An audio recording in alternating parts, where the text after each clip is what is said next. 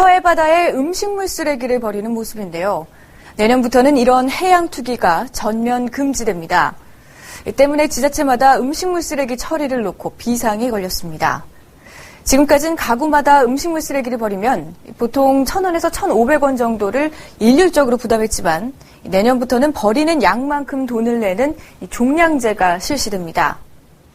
종량제가 실시되면 배출되는 쓰레기 양은 줄어들겠지만 당장 막대한 양의 음식물 쓰레기를 처리할 곳을 확보하는 게 쉽진 않습니다.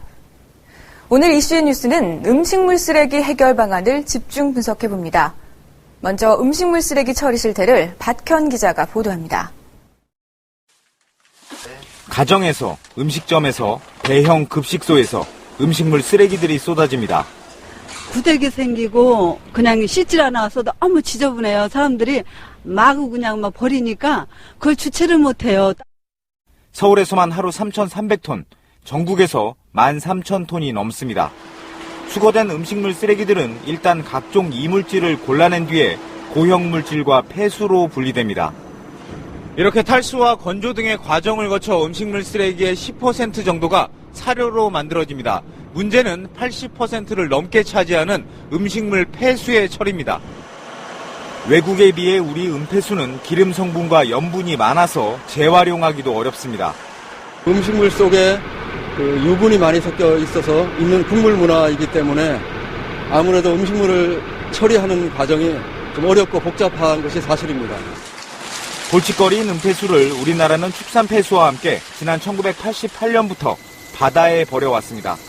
OECD 회원국 가운데 폐수를 바다에 버리는 유일한 국가입니다.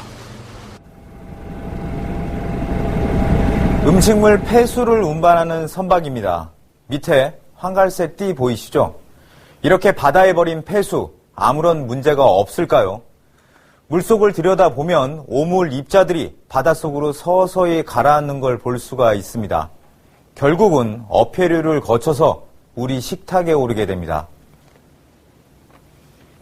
군산 서쪽과 포항 동쪽, 울산 남동쪽, 가깝게는 63km밖에 떨어지지 않은 가까운 바다에 버려왔습니다.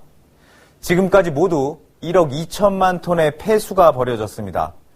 이 중에 절반 정도가 음식물 폐수인데 지난해 하루에 13,000톤이 넘는 음폐수가 버려졌습니다.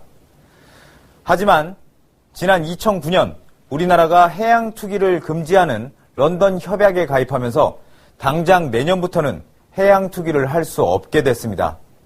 정부도 2007년부터 일찌감치 대책 마련에 나섰는데요. 음폐수의 처리 시설을 늘려서 5,000톤 가까이 됐던 음폐수의 해양 배출을 올해 말까지는 모두 없앤다는 계획이었습니다. 하지만 과연 지켜지고 있을까요? 일단 서울시를 보죠. 하루 600톤 이상의 음폐수를 바다에 버려왔습니다.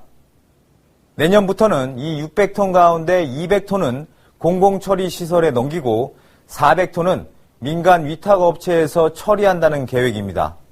하지만 정작 민간 처리 업체들은 이 계획에 문제가 있다고 말합니다. 비상구가 없습니다. 그럼 이걸 어떻게 해야 되겠습니까? 땅에 파묻든지 아니면은 불법으로 야산에 갖다 버리든지 하는 수밖에 더 있겠습니까? 바다에 나갈 수 있는 길은 막혔고. 네, 이렇게 6년 동안 해양 투기 금지에 대비해 왔지만 대책은 아직도 미흡합니다. 결국 음식물 쓰레기의 절대량을 더 줄이고 또 에너지로 재활용하는 과제가 남았습니다. 우한울 기자의 보도입니다. 음식물 쓰레기를 버리면서 쓰레기통에 전자 태그를 갖다 댑니다. 버릴 때마다 쓰레기 양이 측정돼 그 양만큼 요금이 부과됩니다. 700g입니다. 주민들은 자발적으로 음식물 쓰레기를 줄입니다. 말린다든지 물기를 좀 제거한다든지 해서 버리면 양이 줄을 거 아니에요. 정부가 지자체 8곳에서 시범 실시해보니 세대당 매일 700g씩 배출되던 쓰레기가 30% 줄었습니다. 쓰레기 양 줄이기 못지않게 중요한 게 에너지원으로 다시 쓰는 겁니다. 검은색 가루 형태의 음식물 쓰레기 부산물입니다. 보일러 연료로 쓸 경우 석탄 에너지에 못지않은 열을 방출할 수 있습니다. 바이오가스 분출구에서 불이 계속 타오릅니다.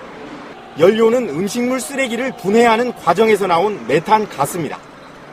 전기난이 심한데 요거를 전기로 갖다가 전환을 할 수가 있습니다.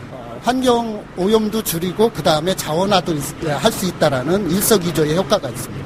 하지만 이렇게 에너지원으로 활용되는 비율은 전체 음식물 쓰레기의 3.6%에 불과합니다.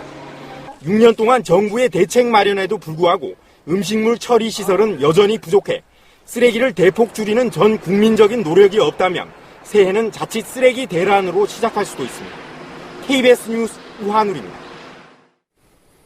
교사가 되게 해주겠다.